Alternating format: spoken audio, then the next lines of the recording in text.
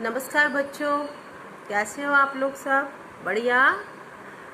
आज का हमारा लेसन है अच्छा कैसे लिखें। मैं आपको पिछले 3-4 वीक से छोटे छोटे आपको अनुच्छेद लिखने को दे रही हूँ, पैराग्राफ कि आप 100 वर्ड्स का लिखो, आप राखी पर लिखो, आप 15 अगस्त पर लिखो, आप जन्माष्टमी पर लिखो, आप गणेश चतुर्थी पर लिखो। तो इसका मेन हमारा जो मकसद है कि हम अपने बातों को शब्दों के रूप में प्रकट कर सकें। लिखना क्या होता है? लिखना, लेखन कौशल क्या है कि हम अपने जो भाव हैं, जो हम अपनी बात किसी को बताना चाहते हैं, वो शब्दों के माध्यम से पेपर पर हम दूसरे व्यक्ति को समझा सकें। तो उसके लिए हमें क्या करना पड़ता है? पहले कि अपनी बात को व्यक्त करने के लिए सबसे पहले हमें सही शब्दों को ढूंढना पड़ता है कि हम क्या क्या शब्द इसमें यूज़ करें या प्रयोग करें कि हमारा जो वाक्य है बहुत सुंदर बने, बहुत सुंदर बने। और क्या होता है, शब्दों के साथ साथ क्या है, हमें उन्हें एक वाक्य में पिरोना पड़ता है, एक सेंटेंस मेक करना पड़ता है। जैसे कि आज मैं आपको कहती हूँ कि आज हम रक्षाबंधन का त्यौहार मनाने जा रहे हैं, या हम गणेश चतुर्थी का त्यौहार मनाने जा रहे हैं। तो मैंने बहुत सारे शब्दों को एक साथ लेकर के एक वाक्य बनाया। उसके बाद क्या होता है कि एक वाक्य से तो हमारी बात पूरी नहीं होती, फिर हम क्या करते हैं, उसका पूरा एक अनुच्छेद बनाते हैं, यानी कि एक पैराग्राफ बनाते हैं। अब जब एक पैराग्राफ के साथ साथ हम उसके अंदर 2-3 अलग पैराग्राफ बनाते हैं। पहले बनाया कि इस दिन ये मनाया जाता है, इस तारीख को मनाया जाता है, और फिर कहते हैं कि क्यों मनाया जाता है, फिर हम लिखते हैं उसमें हम क्या क्या करते हैं, फिर कि हम उसमें इससे क्या सब लोगों को मिलता है। 4 पैराग्राफ हो गए, तो ये क्या बन गया, एक निबंध बन जाता है। ठीक है, इसलिए जो और एक जो अनुच्छेद है वो दूसरे से कनेक्टेड होता है, मतलब मिला हुआ होता है, एक के साथ एक वाक्य, मतलब एक सारबद्ध होते हैं। ऐसा नहीं कि कुछ का लिख दिया, कुछ जन्माष्टमी का लिख दिया, कुछ गणेश चतुर्थी का लिख दिया, कुछ 15 अगस्त का लिख दिया। नहीं, अगर हम एक त्यौहार के बारे में बता रहे हैं तो हम पूरा उसको त्योहार को पूरा एक ही त्योहार के बारे में चारों अनुच्छेद लिखेंगे।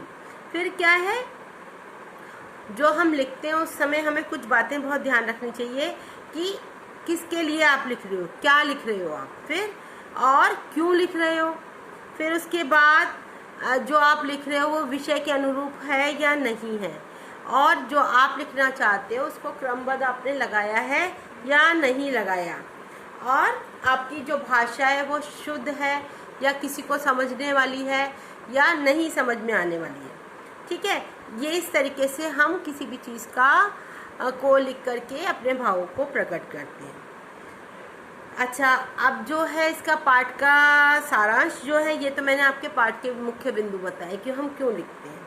अब पाठ का सारांश है कि अब जब हम किसी चीज़ से, घटना से, या किसी भी अपने जीवन में किसी कार्य से प्रभावित होते हैं तो हमारा दिल करता है कि हम कुछ लिखें, हम उसको लिखते हैं। लेकिन क्या है कि बोलना जितना आसान है वो लिखना उतना ही ज़्यादा मुश्किल होता है, और जो लिखने से जो एक आपका जो आता है वो प्रभाव होता है, वो एक स्थायी और प्रभावी आपका जो लेख होता है वो होता है। तो ठीक है, और आप अपने भावों को, अपने विचारों को, उसको एकदम व्यक्त कर सकते हो। जो सही लेखन का अर्थ क्या है कि आपकी जो लिखा हुआ हो वो बहुत सुंदर होना चाहिए, शब्दों को बड़ा शुद्ध करके लिखना चाहिए। ऐसा नहीं कि कुछ भी शब्द, मैं मारा गया था, ये था, ऐसे नहीं। मैं कल रामलीला देखने गया था, तो वो पूरा एक पर्टिकुलर मीनिंग वाला वाक्य हो गया कि कल, ये मुझे भी समझ आया कि ये बच्चा कहना चाह रहा है कि मैं कल रामलीला देखने गया था, तो मेरे सामने भी एक जो पिक्चर बन गई। फिर उसके बाद क्या होता है कि हम जैसे कुछ भी हम लिखना चाहते हैं तो उसमें विशेषज्ञ और विशेषण का ज्ञान भी हमें होना चाहिए। जैसे सीता की आंखें नीली हैं, सीता की आंखें हिरनी जैसी हैं, तो क्या है, विशेषण, आंखों का हमने विशेषण बता दिया कि उसकी नीली आंखें हैं या हिरनी जैसी आंखें हैं। तो ये चीज़ों को हमें सबको ध्यान में रख कर के ही किसी भी लेख को लिखना चाहिए। अब जैसे मैं आपको देती हूँ आज कि कंप्यूटर प्रयोग संबंधी 10 वाक्यों का अनुच्छेद लिखो कि कंप्यूटर का हम उपयोग कैसे कर सकते हैं। ये आप लोगों को सबको करना है। कंप्यूटर संबंधी प्रयोग के ऊपर 10 वाक्य लिखने हैं कि उसमें लिखो कि आप कंप्यूटर का उपयोग जो है वर्तमान काल में निरंतर बढ़ता जा रहा है और ये नवीनतम देन है विज्ञान की। इससे हमारा जो जीवन है बहुत ही सरल हो जाता है। अब छोटे बच्चे भी सभी कंप्यूटर चलाते हैं और थोड़ा सा हम प्रशिक्षण लेकर के हम सभी कंप्यूटर को सीख सकते हैं। और आजकल सबके घर में ज़्यादातर कंप्यूटर दिखाई देते हैं और कंप्यूटर के बहुत सारे उपयोग हैं। इसमें हम अपना रिकॉर्ड बहुत अच्छी तरीके से संभाल के रख सकते हैं। ठीक है, यहाँ इस पर जो है हिसाब किताब करना बहुत आसान हो गया है और जितने भी हमारे वो हैं हवाई टिकट है, रेलवे टिकट है या रिजर्वेशन जो भी कराना, तो हम जो कंप्यूटर के माध्यम से बहुत आसानी से कर सकते हैं। तो इसको 10-12 लाइन में हमने एक अनुच्छेद को लिखा। ऐसे ही आप जो है किसी भी टॉपिक पर, आप जैसे ये कंप्यूटर पे लिखा है, आप अपनी बुक पर लिख सकते हो, अपने फ्रेंड पर लिख सकते हो, अपनी मम्मी पर लिख सकते हो, अपने पापा पर लिख सकते हो। ऐसे अपने शब्दों में 5-5, 10-10 लाइनें बनाकर पेपर पर लिखने का अभ्यास करो। उसके बाद में फिर आपका आ जाता है कि ये निम्नलिखित के लिए 3-3 उपयुक्त विशेषण लिखिए। जैसे मजदूर है, मजदूर क्या होता है? कमज़ोर होता है, परिश्रमी होता है और दीनहीन होता है। मतलब उसकी वो बता दी, विशेषता बता दी कि मजदूर क्या होता है। कविता कैसी होती है? सुंदर होती है और हमारे मन को छू लेती है, हृदय स्पर्शी होती है और सटीक होती है। चांद कैसा है? चांद सुंदर है, चमकीला है और चांद क्या देता है? हमें शीतलता देता है। कंप्यूटर क्या है? तेज है, प्रभावी है और बहुत ही अधिक उपयोगी है। कहानी क्या है? कहानी छोटी है, रोचक है, रोचक मतलब बहुत ही मन को अच्छी लगने वाली है और प्रभावी है। ठीक है, इस तरीके से आप नेक्स्ट क्रियाकलाप है 9.4 में विशेषण जो है झगड़ालू, नासमझ, दूरदर्शी, भारी भरकम, उदार। और मुहावरे जो हैं इसमें सिर झुकाना, आँख दिखाना, 9-2-11, ये मुहावरों के अर्थ आपको याद होने चाहिए और उनको वाक्यों में प्रयोग करना आपको आना चाहिए। ये क्वेश्चंस जो हैं ज़रूर आते हैं पेपर के अंदर और एक नंबर का क्वेश्चन होता है और उसमें पूरे ही नंबर मिलते हैं। इसलिए ये सभी बच्चों को बहुत अच्छी से ये क्रियाकलाप 9.1, 2, 3, 4, 5, 6 इनको बहुत अच्छे से समझ करके और अपनी कॉपी में करना है और बार बार इसको लिखने का प्रयास भी करना है।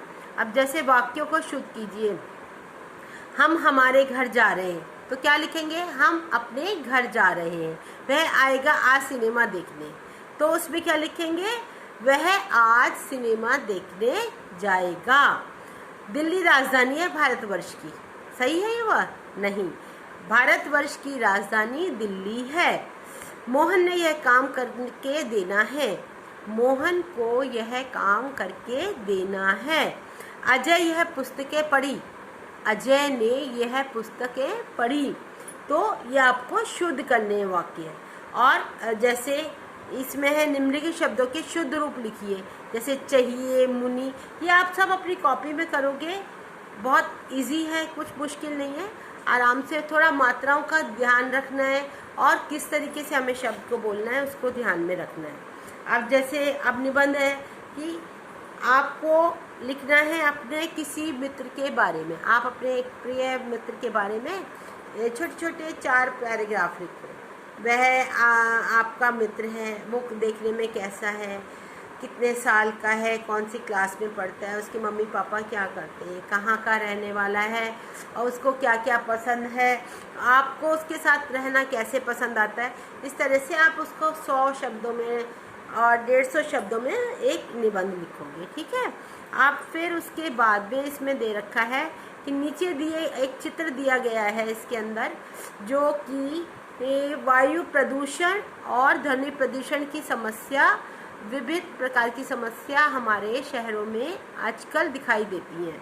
तो वो क्या होती हैं? वायु प्रदूषण में आप देखो इस चित्र में पेज नंबर 149 पर एक चित्र बना हुआ है, उसके अंदर ये सारा दिखाया हुआ है कि चिमनियों से धुआं निकल रहा है और जो ट्रैक रेलगाड़ी की आवाज़ है वो बहुत ज़्यादा तेज़ आ रही है। कारखानों में जो मशीनों का जो आवाज़ है बहुत ज़्यादा है, उसका शोर है।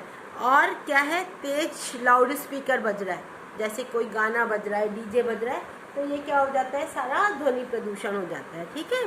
आप फिर नेक्स्ट है, इसमें निम्नलिखित अनुच्छेद को पढ़कर विराम चिन्ह लगाना है। अब हमें आपको ये पता होना चाहिए कहाँ हमको सेंटेंस के अंदर स्टॉप करना है। सुनील मेरी बात सुनो, जो मनुष्य बैठा रहता है उसका भाग्य उसके साथ बैठा रहता है वह। अगर अब हम एक फ्लो में पढ़ते जा रहे हैं तो हम इतनी जल्दी से नहीं समझ पाएंगे, तो अब इसके अंदर आपको विराम चिन्ह लगाने हैं। अब जैसे क्या है, सुनील मेरी बात सुनो, हम रुके, विराम चिन्ह लगाया। जो मनुष्य बैठा रहता है उसका भाग्य उसके साथ बैठा रहता है, पूर्ण विराम लगाया। वह जब उठता है, कोमा लगाया, उसका भाग्य उसके साथ उठता है।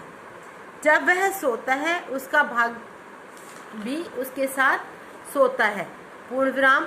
जब वह चलता है उसके भाग्य उसके साथ चलता है, इसलिए भ्रमण करो। तो इसके अंदर आपको विराम चिन्ह लगाने हैं। ठीक है। और जैसे यह निम्नलिखित बिंदुओं पर आधारित एक कहानी लिखी, कुछ आपको पॉइंट्स दिए हैं, उससे आपको एक अच्छी सी कहानी बनानी है, उसमें आपको अपने आप ऐड करना है। जैसे शोभना नाम की एक गांव की चहेती प्यारी महत्वाकांक्षी लड़की। दूसरा, शोभना की शादी बड़ी धूमधाम से होना, उसका शहर जाना, सावन तीज त्योहार के अवसर पर गांव के सभी सखी सहेलियों को उसकी कमी का एहसास होना। कुछ महीनों बाद शहर से शोभना के जल मरने की खबर, कारण ससुराल दहेज की लालच। अब ये आपको पॉइंट्स दे दिए। अब इसमें आपको एक क्या बनाना है, निबंध बनाना है। निबंध कि शोभना नाम की एक लड़की थी, वो गांव में रहती थी, उसको सब बहुत प्यार करते थे, सबकी वो बहुत ज़्यादा चहेती थी, और वो सब अपने बड़े बूढ़े घर के और जो गांव के बच्चे थे या और लोग थे उनकी सबकी सहायता करती थी। और उसके माता पिता उसके लिए एक बहुत, जब बड़ी होने लगी तो एक लड़का ढूंढा उन्होंने, और उसकी शादी बड़ी धूमधाम से हो गई, तो वो शहर चली गई। शहर जाने के बाद उसकी जो सावन और जैसे तीजों का त्यौहार आया तो सब लोग उसको बहुत याद कर रही थी, उसकी सहेली और सखियाँ जो थी, उसकी फ्रेंड्स थी, मम्मी थी उसकी। लेकिन क्या हुआ, एक दिन ही अचानक ही एक खबर आई कि शोभना की जल करके मृत्यु हो गई है। तो सब लोग बड़े ही एक तरह से शोक में हो गए और आश्चर्यचकित हुए। फिर जब उन्होंने उसकी तहकीकात की तो पता लगा कि उसके ससुराल वालों ने दहेज के लिए उसको जलाकर मार डाला। तो इस तरीके से आपने पूरा एक निबंध, आउटलाइन जो आपको दी जाएंगी उससे आपको एक पूरा निबंध बनाना है। फिर नेक्स्ट है, निम्नलिखित मुहावरों का अर्थ बताते हैं। और ये लेसन बहुत इंपॉर्टेंट लेसन है, इसको बहुत ध्यान से आपको सब करना है और इसकी एक्सरसाइज को पूरा अच्छे से सब बच्चों ने करना है। ठीक है। अपने पैरों पर कुल्हाड़ी मारना, यानी कि अपना नुकसान खुद करना।